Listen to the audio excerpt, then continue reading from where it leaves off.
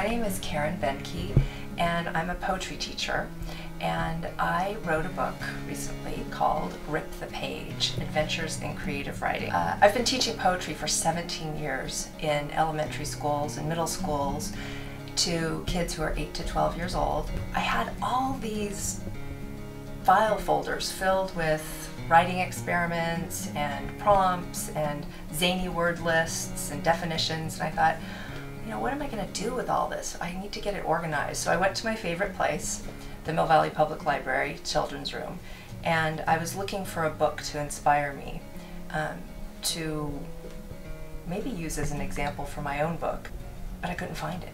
So I decided to take all my ideas and put it into this book. If you own your own copy of Rip the Page, you actually get to rip pages out of it, and I have some great ideas of what you can do with these pages. For instance, one of the ideas is you can list all of your most famous accomplishments, small, medium, and large, and then turn the page into a paper airplane and fly it. One of the last books that Chilean poet Pablo Neruda wrote is called The Book of Questions, and he has 74 unanswered questions. What a relief to be able to just ask questions and not worry about an answer. So that's what this chapter is about. You get to ask a lot of questions in the form of small poems. And I love this one by Nick. Why do cowboys always die 2 miles out? Is the raccoon masked because someone's after him too?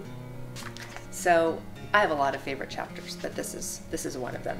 The heart of the book is I often need encouragement. As a poetry teacher, I give a lot of encouragement to my students, but I need it too. So I contacted a bunch of my favorite children's authors, and I asked them to write a note directly to you. And they wrote notes. They were so generous. They wrote notes directly to you about how to be a writer, how to be a poet, how to use the dreaming, doodling part of your brain. So one of the things I like most is getting into that quiet, creative zone with kids where we're all in the same room together and we're all writing, but we're all moving into the dreaming, doodling, far off corners of our imaginations. And yet we're in the same room with the same light coming through the same windows, and then everyone stops at different times and we get to stand up one by one and read what just came out of our imaginations. I've been doing that for about 17 years and I never get tired of it. You can go to your local library and check it out. You could buy the book in bookstores July 27th, 2010.